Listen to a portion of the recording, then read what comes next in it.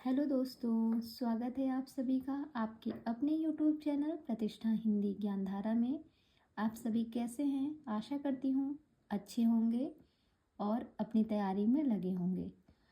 तो आज हम देखेंगे हमारी जो सीरीज़ चल रही है शुक्ल जी के कथनों की। तो उसी सीरीज़ में आगे बढ़ते हुए आज हम बात करेंगे कि रामचंद्र शुक्ल की जो प्रमुख स्थापनाएं की गई हैं, मतलब उनके द्वारा जो कुछ कथन लिखे गए हैं। इसके पहले हमने बहुत से कथनों को देखा था कि जो रामचंद्र शुक्ल जी ने किसी आचार्य के विषय में कहे हैं, किसी लेखक के विषय में उन्होंने जो कथन कहे थे उनको देखा है। आज हम देखेंगे इनके जो कुछ प्रमुख स्थापनाएं जो इनके द्वारा स्वतः कथन कहे गए हैं उसको आज हम देखेंगे। तो चलिए शुरुआत करते हैं क्लास की। पहला कथन है आपके सामने कि धर्म की रसात्मक अनुभूति का नाम भक्ति है। पहला कथन है धर्म की रसात्मक अनुभूति का नाम भक्ति है। यह कथन है शुक्ल जी का। तो देखिए, जब हम राम जी की भक्ति करते हैं, राम जी की भक्ति करते हैं तो हमें रस की अनुभूति होती है कि नहीं होती है? होती है ना। अगर हम राम जी की भक्ति करते हैं, अभी रामनवमी आएगी तो लोग भक्ति करते हैं कि नहीं? तो पूजा पाठ करते हैं। तो जब राम जी की भक्ति करते हैं तो हमें रस की अनुभूति होती है, मन बहुत शांत हो जाता है। तो इस तरीके से याद कर लेंगे कि धर्म की रसात्मक अनुभूति का नाम भक्ति है। यह कथन किसका है? रामचंद्र शुक्ल का है। आगे बात करते हैं। अगला कथन है आपके सामने, मानव जीवन के अनेक रूपों का परिचय कराना उपन्यास का कार्य है। ये बात इन्होंने उपन्यास के विषय में कही है। किसने कही है? शुक्ल जी ने। क्या कहते हैं कि मानव जीवन के अनेक रूपों का परिचय कराना ये उपन्यास का कार्य है। ये शुक्ल जी का कथन है। आगे देखते हैं जो अगला कथन है आपके सामने, यदि गद्य कवियों या लेखकों की कसौटी है तो निबंध गद्य की कसौटी है। ये कथन बहुत ही महत्वपूर्ण है। परीक्षा में कई बार यहाँ से प्रश्न आया हुआ भी है, तो इसे तो आप याद ही रखिएगा कि यदि गद्य जो है वो कवियों या लेखकों की कसौटी है तो निबंध क्या है? निबंध जो है वो एक गद्य की कसौटी है। ये बात कौन कहता है? ये रामचंद्र शुक्ल कहते हैं। उनका कहना है कि यदि जो है गद्य जो है वो कवियों व लेखकों की कसौटी है तो वहीं पे जो निबंध है वो गद्य की कसौटी है। आगे चलते हैं। अगला क्वेश्चन है, जो अगला कथन है वो है, यदि प्रबंध काव्य एक विस्तृत वनस्थली है तो मुक्तक काव्य एक चुना हुआ गुलदस्ता है। ये कथन जो है रामचंद्र शुक्ल का है। किसका है? रामचंद्र शुक्ल का है कि यदि प्रबंध काव्य एक विस्तृत वनस्थली है तो मुक्तक काव्य एक चुना हुआ गुलदस्ता है। ये कथन शुक्ल जी ने कहा है। तो आपको पता होगा रामचंद्र जी जो है, जो श्री राम जी हैं, जब वो सीता जी से मिले थे तो पुष्प वाटिका में मिले थे, है कि नहीं? सभी को पता है। तो आप पुष्प वाटिका को समझ लीजिएगा, एक वो वन था। वहाँ पे फूलों, बहुत सारे फूल थे। पुष्प वाटिका है तो फूल तो रहेंगे ही। तो वो एक वन था और वहाँ से जो है उन्होंने कई फूल लेके गुलदस्ता बना दिया था। ऐसा इमेजिन कीजिए कि अगर वो फूलों के बीच में वहाँ पे मिल रहे हैं तो वहाँ पे बहुत सारे फूल रहे होंगे, तो अगर फूलों को मिला देते हैं तो गुलदस्ता बन जाता है। तो बस यहाँ से आप इनको थोड़ा सा कनेक्ट कर सकते हैं कि वनस्थली जब आपको दिखेगा और साथ में आपको गुलदस्ता दिखेगा तो फौरन याद करिएगा वन में, हाँ, वन में कौन मिला था? तो तुरंत याद कर लीजिएगा, वन वाली जो पुष्प वाटिका है वहाँ पे राम जी सीता जी के साथ मिले थे। या फिर आप यहाँ से भी जोड़ सकते हैं कि वन में कौन गया था? तो राम जी गए थे। वन में कौन गया था? तो राम जी गए थे। हाँ, एक लंबे समय के लिए लिखा है ना, एक विस्तृत वनस्थली। तो एक विस्तृत वन यानी कि एक लंबे समय के लिए ये वन में गए थे, 14 साल के लिए, सभी लोग जानते हैं।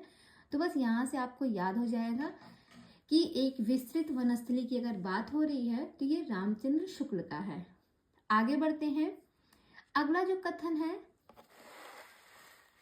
अभी आपको दिख रहा होगा, आगे देखते हैं, जो अगला कथन है आपके सामने वो है, साहित्य के अंतर्गत सारा वाङ्मय लिखा जा सकता है। ये कथन भी शुक्ल जी के द्वारा कहा गया है कि साहित्य के अंतर्गत सारा वाङ्मय लिखा जा सकता है। ये रामचंद्र शुक्ल का कथन है।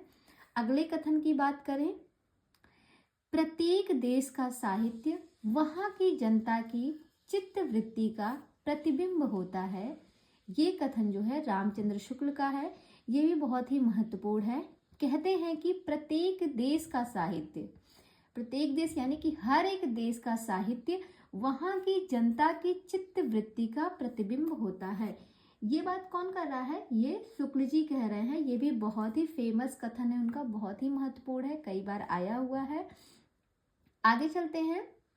अगला जो कथन है वो है हमारे सामने, ये सांप्रदायिक शिक्षा मात्र है, अतः शुद्ध साहित्य की कोटि में नहीं आती है। ये सांप्रदायिक शिक्षा मात्र है, अतः शुद्ध साहित्य की कोटि में नहीं आती है। ये जो है ये भी रामचंद्र शुक्ल का कथन है। किसका है? रामचंद्र शुक्ल का कथन है।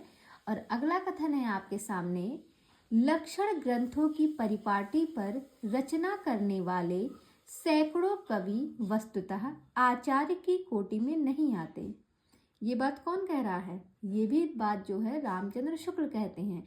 शुक्ल जी का कहना है कि जो लक्षण ग्रंथ की परिपाटी पर रचना करते हैं, जो सैकड़ों कवि लोग हैं, वो कोई ज़रूरी नहीं है कि वो आचार्य की कोटि में भी आते हों। क्या कह रहे हैं कि लक्षण ग्रंथों की परिपाटी पर रचना करने वाले सैकड़ों कवि वस्तुतः आचार्य की कोटि में नहीं आते। जो सैकड़ों कवि हैं जो लक्षण ग्रंथों की परिपाटी पर रचना कर रहे हैं, तो ऐसा ज़रूरी नहीं है कि वो जो है आचार्य की कोटि में भी आते हों। तो ये जो है शुक्ल जी का कथन है। इसी तरीके का कथन आपने पढ़ा होगा कि जो है शुक्ल जी ने किसी कवि के विषय में कहा था कि ये आचार्य और कवि दोनों में आते हैं, दोनों में गिने जाते हैं। वो बात किसके लिए कही थी? देव के लिए कही थी। शुक्ल जी ने देव या फिर कह सकते हैं देवदत्त, जो देव कवि हैं, उनके विषय में कहा था कि ये जो है आचार्य और कवि दोनों के रूप में हमारे सामने आते हैं। तो वैसे ही ये भी कथन है, थोड़ा सा हटके है, उल्टा कर दिया गया है कि लक्षण ग्रंथों की परिपाटी पर रचना करने वाले जो सैकड़ों कवि हैं वो वस्तुतः आचार्य की कोटि में नहीं आते हैं। ये बात शुक्ल जी ने कही है, तो ये भी बात ध्यान रखिएगा। आगे बात करते हैं। अगला कथन है आपके सामने, विरुद्धों का सामंजस्य कर्म क्षेत्र का सौंदर्य है। क्या कह रहे हैं? विरुद्धों का सामंजस्य कर्म क्षेत्र का सौंदर्य है। ये भी रामचंद्र शुक्ल का कथन है। इनको आप कैसे याद रख सकते हैं? ध्यान रखिएगा। आप सभी को पता होगा कि जब रावण जो है वो सीता जी को जब लेके चला गया था, तो राम जी को जब पता चला था, तो भाई विरुद्ध में तो हो गए, उनकी पत्नी को लेके चला गया तो विरोध तो होगा ही। तो दोनों लोग विरुद्ध में थे एक दूसरे के, लेकिन रावण जो था वो तो युद्ध करना चाहता था, पर राम जी क्या चाहते थे? वो तो सामंजस्य बिठाना चाहते थे, वो सहमति चाहते थे, है कि नहीं? उन्होंने प्रस्ताव भी भेजा था कि अगर वो सीता जी को वापस कर देते हैं तो ये लड़ाई जो है नहीं होगी, पर रावण ने माना नहीं था। तो कह सकते हैं कि विरुद्धों का सामंजस्य, अगर अगर रावण मान गया होता तो आज इतना बड़ा जो है ये युद्ध ना लड़ा गया होता, है कि नहीं? और रावण मरा नहीं होता। तो इस तरीके से यहाँ से आप इनको कनेक्ट कर सकते हैं कि विरुद्धों का सामंजस्य कर्म क्षेत्र का सौंदर्य है। अगर ये सब कुछ कर लिए होते, सामंजस्य मतलब सहमति से सारे समझौते कर लिए गए होते, तो आज बात कुछ और होती, कर्म क्षेत्र का सौंदर्य होता, लेकिन ऐसा कुछ हुआ नहीं। उन्होंने स्वीकार नहीं किया, इसलिए क्या हो गया? सब तहस नहस हो गया। सभी को पता है स्टोरी, बस वहाँ से थोड़ा सा आप इनको जोड़ के याद रख सकते हैं कि ये कथन किसने कहा है। तो ये रामचंद्र शुक्ल ने कहा है। देखिए, यहाँ पे जो भी मैं ट्रिक बताती हूँ उसका उद्देश्य ऐसा नहीं है कि मैं किसी की भावनाओं को ठेस पहुँचाना चाहती हूँ, बस चाहते हैं कि सारे कथन ईजिली याद हो जाए। क्योंकि साहित्य, ये जो हिंदी साहित्य का जो क्षेत्र है ना, वो काफ़ी मतलब विस्तृत है, और इसमें मतलब शब्द ऐसे ऐसे रहते हैं ना कि जल्दी याद नहीं होते हैं कि ये बात किसने किसके विषय में कही है। बहुत से लोग हैं, थोड़ी सी हल्का सा शब्द इधर से उधर नहीं हुआ कि वो किसी और का कथन बन जाता है। इसलिए इसमें जो है चीज़ों को जोड़ना, कनेक्ट करना बहुत ज़रूरी है कि ताकि वो हमारे दिमाग में किसी तरीके से बनी रहे। तो बस वही याद कराने का मैं भी प्रयास कर रही हूँ ताकि आप लोगों को भी चीज़ें अच्छे से याद हो जाए। आगे चलते हैं, अगला कथन देखते हैं। तो अगला कथन जो हमारे सामने है वो है, जैसे पुराने चावल ही बड़े आदमियों के खाने योग्य समझा जाता है, वैसे ही अपने समय में पुरानी पड़ी हुई परंपरा के गौरव से युक्त भाषा भी पुस्तक रचने वालों के व्यवहार योग्य समझी जाती है। ये भी कथन किसका है? तो रामचंद्र शुक्ल का है। ये ऊपर वाली जो लाइन है ये कई बार पूछी भी गई है कि जैसे पुराने चावल, चावल की बात जैसे ही आती है तुरंत जो है सब लोग जान जाते हैं रामचंद्र शुक्ल का कथन है, क्योंकि मतलब इस टाइप का कथन एक ही मिलता है। अभी तक तो मैंने तो फिलहाल इन्हीं का देखा है, रामचंद्र शुक्ल का ही। तो कुछ कथन ऐसे होते हैं जो हटके रहते हैं तो वो याद भी हो जाते हैं ईजिली। तो ये सभी को याद भी होगा, नहीं याद होगा तो चावल शब्द को पकड़िएगा कि चावल शब्द के बारे में बात किसने की थी? रामचंद्र शुक्ल ने की थी। आगे देखते हैं, अगला कथन है हमारे सामने, हिंदी में रीति ग्रंथों की परंपरा चिंतामणि त्रिपाठी से चली, अतः रीति काल का आरंभ उन्हीं से मानना चाहिए। किससे मानना चाहिए? तो चिंतामणि से। तो ये बात जो है रामचंद्र शुक्ल ने कही है। ये भी बहुत ही महत्वपूर्ण पंक्ति है, ये भी पूछी गई है। अगला है, केवल प्रेम लक्षणा भक्ति का आधार ग्रहण करने के कारण कृष्ण भक्ति शाखा में अश्लील विलासिता की प्रवृत्ति जागृत हुई। क्या कह रहे हैं कि केवल प्रेम लक्षणा भक्ति का आधार ग्रहण करने के कारण कृष्ण भक्ति शाखा में अश्लील विलासिता की प्रवृत्ति जागृत हुई। ये बहुत ही महत्वपूर्ण कथन है। रामचंद्र शुक्ल कहते हैं, उन्होंने क्या कहा है कि केवल प्रेम लक्षणा की बात की गई है। केवल प्रेम लक्षणा की वजह से जो है कृष्ण भक्ति शाखा में अश्लील विलासिता की प्रवृत्ति जागृत हुई। तो ये बात कौन कहता है? ये राम जी कहते हैं, रामचंद्र शुक्ल कहते हैं। ये भी बहुत ही महत्वपूर्ण कथन है। आगे देखते हैं, अगला जो कथन है आपके सामने वो है, कविता मनुष्य को स्वार्थ संबंधों के संकुचित घेरे से ऊपर उठाती है। कविता मनुष्य को स्वार्थ संबंधों के संकुचित घेरे से ऊपर उठाती है। ये भी कथन जो है रामचंद्र शुक्ल के द्वारा कहा गया है। आगे हम देखते हैं, अगला कथन है, छायावाद शब्द का प्रयोग दो अर्थों में समझना चाहिए, एक रहस्यवाद के अर्थ में, दूसरा काव्य शैली या पद्धति के अर्थ में। तो ये भी कथन इंपॉर्टेंट है। छायावाद के संबंध में शुक्ल जी का कथन है और छायावाद के संबंध में बहुत से विद्वानों ने अपने अपने मत अलग अलग प्रस्तुत किए हैं। वो भी मैं किसी वीडियो में लेके आऊँगी जब छायावाद पढ़ाऊँगी। फिलहाल अभी हम शुक्ल जी के कथन को देख रहे हैं तो इस पर ही चर्चा करते हैं। इन्होंने क्या कहा है कि छायावाद शब्द का जो प्रयोग है वो दो अर्थों में समझना चाहिए, एक तो रहस्यवाद के अर्थ में और दूसरा कहते हैं कि काव्य शैली या पद्धति के अर्थ में। तो बस इतना याद रखिएगा, छायावाद शब्द का प्रयोग दो अर्थ में समझना चाहिए। ये बात कौन कहा था? ये रामचंद्र शुक्ल कहे थे। कौन कहा था? रामचंद्र शुक्ल ने कहा था। आगे चलते हैं, अगला जो कथन है आपके सामने अभी दिख रहा होगा जी। तो अगला कथन है कि खड़ी बोली में इतना बड़ा काव्य अभी तक नहीं निकला। बड़ी भारी विशेषता इस काव्य की यह है कि यह सारा संस्कृत के वर्णवृत्तों में है। यह बात किसके विषय में कही गई है? तो यह बात कही गई है प्रिय प्रवास के संदर्भ में।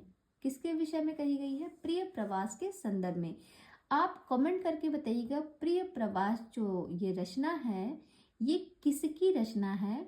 बहुत ही फेमस है, तो इसलिए आप लोग कमेंट करके बताइएगा प्रिय प्रवास किसकी रचना है। परीक्षा में कई बार पूछा गया है। और प्रिय प्रवास रचना के विषय में जो है ये रामचंद्र शुक्ल का कथन है कि खड़ी बोली में, यानी कि आप इससे समझ गए होंगे कि प्रिय प्रवास जो रचना की गई है ये खड़ी बोली में लिखी गई रचना है। हाँ, तो कहते हैं कि खड़ी बोली में इतना बड़ा काव्य अभी तक नहीं निकला। बड़ी भारी विशेषता इस काव्य की यह है कि यह सारा संस्कृत के वर्णवृत्तों में है। यह जो सारा लिखा गया है प्रिय प्रवास जो ग्रंथ है, यह सारा संस्कृत के वर्णवृत्तों में है।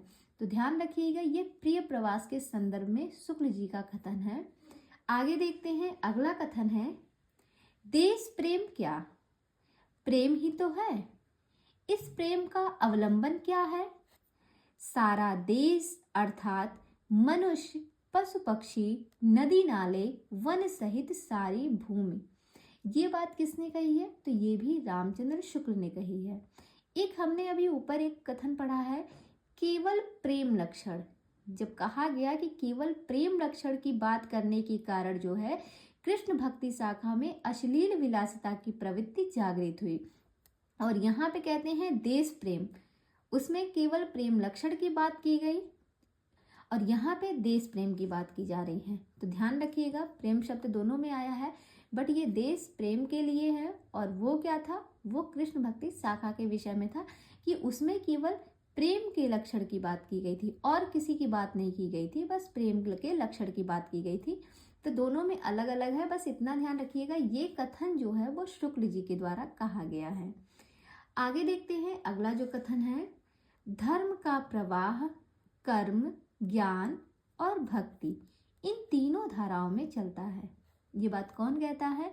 तो ये शुक्ल जी कहते हैं कि धर्म का जो प्रवाह है वो कर्म, ज्ञान और भक्ति इन तीनों धाराओं में चलता है। अगला और लास्ट कथन है कि भाषा का संसार नादमय चित्र है, ध्वनिमय स्वरूप है। भाषा का जो संसार है वो नादमय चित्र है, ध्वनिमय स्वरूप है। ये भी कथन जो है रामचंद्र शुक्ल के द्वारा कहा गया है। तो आज यहाँ पर हमने रामचंद्र शुक्ल के सारे कथनों को देख लिया है।